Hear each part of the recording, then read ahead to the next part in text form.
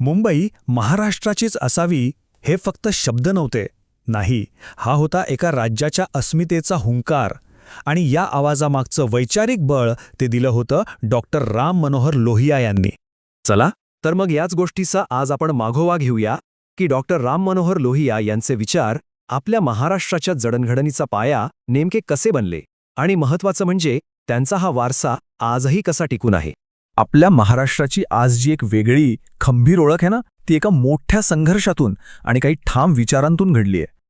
पण प्रश्न हा आहे की हे विचार नेमके आले कुठून? कोणी दिला त्यांना आकार?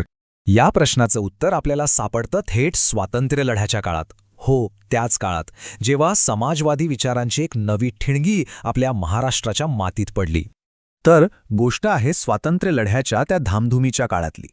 तेव्हाच लोहिया आणि महाराष्ट्राचं नातं समाजवादी विचारांतूून जोडलं गेलं. संपूर्ण भारतात तेव्हा एक नवी, अगदी क्रांतिकारी विचारधारा मूळ धरत होती. आणि याच काळात म्हणजे बघा 1934 मध्ये काँग्रेस सोशलिस्ट पार्टीची स्थापना झाली. आणि या स्थापनेने जणू एक वैचारिक वादळच आणलं. हा फक्त एक गट नव्हता, अजिबात नाही, तर हे होतं संपूर्ण स्वातंत्र्याचे एक समाजवादी स्वप्न. आणि त्याचा आवाज मुंबई पुण्यासारख्या शहरांमध्ये इतक्या वेगाने घुमला की आता बघा, लोहियांचे विचार तर राष्ट्रीय पातळीवरचे होते, पण त्यांना महाराष्ट्राच्या मातीत कोण रुजवणार?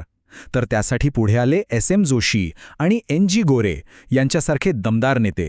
त्यांनी लोहियांच्या या मोठ्या विचारांना इथल्या आपल्या स्थानिक प्रश्नांशी जोडलं आणि त्यामुळे चळवळीला एक नवी, जबरदस्त दिशा मिळाली. मला 1942चा भारत छोडो लढा या आंदोलनात तर लोहिया भूमिगत झाले आणि तिथूनच त्यांनी लढा सुरू ठेवला. महाराष्ट्राच्या अगदी कानाकोपऱ्यात गुप्त बैठका घेत त्यांनी स्वातंत्र्याची मशाल पेटती ठेवली होती. आणि याच संघर्षाच्या आगीत त्यांचं आणि महाराष्ट्राचं एक असं नातं तयार झालं जे कधीही तुटणारं नव्हतं. पण लोहियांच्या विचारांची आणि कार्याची खरी कसोटी लागली ती संयुक्त महाराष्ट्राच्या लढ्यात. लक्षात घ्या, मराठी भाषिकांच्या एक संध राज्यासाठी पेटलेली ही फक्त एक चळवळ नव्हती, तो होता एक जनआक्रोश. हा लढा काही लहान नव्हता, तब्बल 1 दशक चालला होता. विचार करा, 1950 मध्ये संघर्षाची पहिली ठिणगी पडली. मग 1955 उजाडलं आणि मुंबईचे रस्ते रक्ताने लाल झाले. 1956च्या कायद्याने तर पदरी फक्त निराशाच आली.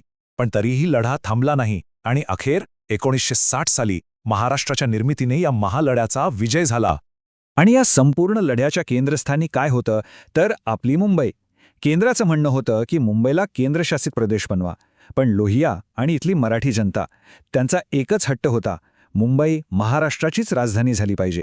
आणि हाच या चळवळीचा सगळ्यात मोठा आणि निर्णायक संघर्ष होता. आणि मग तो काळा दिवस उजाडला. 21 नोव्हेंबर 1955. मुंबईत शांततेने आंदोलन करणाऱ्यांवर गोळीबार झाला आणि अख्खा महाराष्ट्र शून्य झाला. या घटनेचा लोहियांनी इतका तीव्र निषेध केला की त्या आक्रोशाला जणू वाचाच फुटली. खरं तर याच बलिदानाने चळवळीत एक नवी, प्रचंड ऊर्जा निर्माण केली. आणि अखेरीस तो दिवस आलाच. 1 मे 1960. ज्या दिवसाची आतुरतेने वाट पाहिली जात होती, तो दिवस उजाडला. मुंबईसह संयुक्त महाराष्ट्र अखेर अस्तित्वात आला. पण हा फक्त एक राजकीय विजय नव्हता. नाही, हा होता इथल्या सामान्य लोकांच्या संघर्षाचा आणि लोहियांच्या खंबीर वैचारिक नेतृत्वाचा विजय. पण इथे एक प्रश्न येतो. एका खऱ्या समाजवादी विचारवंतांसाठी फक्त एका राज्याची निर्मिती करणं पुरेसं होतं का? याचं उत्तर आहे अजिबात नाही. लोहिया यांची नजर याच्या खूप खूप पुढे होती. कारण बघा, लोहियांचा लढा काही फक्त राज्याच्या सीमा ठरवण्यापुरता नव्हता. नाही, त्यांचा खरा संघर्ष होता तो तुमच्या आमच्यासारख्या सामान्य माणसाच्या हक्कांसाठी, सामाजिक न्यायासाठी. ते खरं तर लोकांचा आवाज बनले होते. तुम्ही मुंबईच्या गिरण्या घ्या किंवा रेल्वेचे रूळ, सगळीकडे लोहियांचा आवाज कामगारांसाठी घुमत होता. त्यांनी हिंद मजदूर सभेला पाठिंबा दिला. का? कारण त्यांना समाजवादी विचार फक्त कागदावर नको होते, ते कृतीत आणायचे होते. आणि म्हणूनच त्यांनी कामगारांचे हक्क, त्यांचं वेतन आणि त्यांना मिळणारा न्याय यासाठी कधी न थांबणारा संघर्ष केला. आणि सामाजिक न्यायाच्या बाबतीत बोलायचं झालं तर लोहिया त्यांच्या काळाच्या कितीतरी पुढे होते. त्यांनी फक्त समानतेच्या गप्पा मारल्या नाहीत, त्यांनी थेट मागणी केली की मागासवर्गीयांना सत्तेत आणि देशाच्या संसाधनांमध्ये सरळ 60% वाटा मिळाला पाहिजे. विचार करा, त्या काळात हा किती मोठा, किती स्फोटक आणि क्रांतिकारक विचार असेल. एवढंच नाही तर भाषेच्या मुद्द्यावरही त्यांची भूमिका अगदी स्पष्ट होती. लोहियांचा इंग्रजीला विरोध का होता? तो काही फक्त एका भाषेला विरोध नव्हता, तर तो होता वर्चस्ववादाला. त्यांना वाटायचं की मराठीसारख्या आपल्या लोकभाषाच खऱ्या लोकशाहीचा आणि ज्ञानाचा आधार बनल्या पाहिजेत. त्यांच्यासाठी भाषिक अस्मिता जपणं म्हणजे सामाजिक न्यायाच्या लढाईचाच एक महत्त्वाचा भाग होता.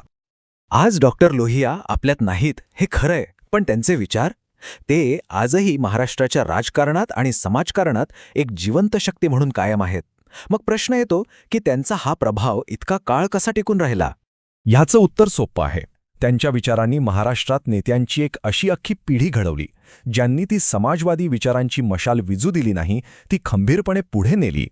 उदाहरणार्थ, संयुक्त महाराष्ट्राचे सेनानी एस.एम. जोशी, अभ्यासू खासदार म्हणून ओळखले जाणारे मधु लिमेय आणि कामगारांचा बुलंद आवाज जॉर्ज फर्नांडिस, ही तर काहीच नावं आहेत. अशा अनेक दिग्गजांनी लोहियांकडूनच प्रेरणा घेतली आणि समाजवादी चळवळ फक्त महाराष्ट्रातच नाही तर संपूर्ण देशात जिवंत ठेवली. म्हणजे थोडक्यात काय तर लोहियांचा प्रभाव काही एकाच गोष्टीपुरता नव्हता. त्यांनी समाजवादी विचारांचा पाया रचला, ज्यावर राज्याच्या अस्मितेची इमारत उभी राहिली. त्यांनी कामगारांसाठी लढा दिला, ज्यामुळे त्यांच्या संघटनांना बळ मिळालं, आणि सामाजिक न्यायाला त्यांनी एक नवी दिशा दिली, जी आजही आपल्याला मार्ग दाखवते. खरंच त्यांचा वारसा कितीतरी अंगांनी महत्त्वाचा आहे. आणि या सगळ्या प्रवासातून एक खूप मोठा प्रश्न आपल्यासमोर उभा राहतो. तो म्हणजे जेव्हा राष्ट्रीय स्तरावरचे मोठे विचार एखाद्या स्थानिक जमिनीवर रुजतात, तेव्हा त्या प्रदेशाचं राजकीय आणि सामाजिक चित्र कशा प्रकारे आणि किती खोलवर बदलू शकतं यावर नक्कीच विचार करायला हवा.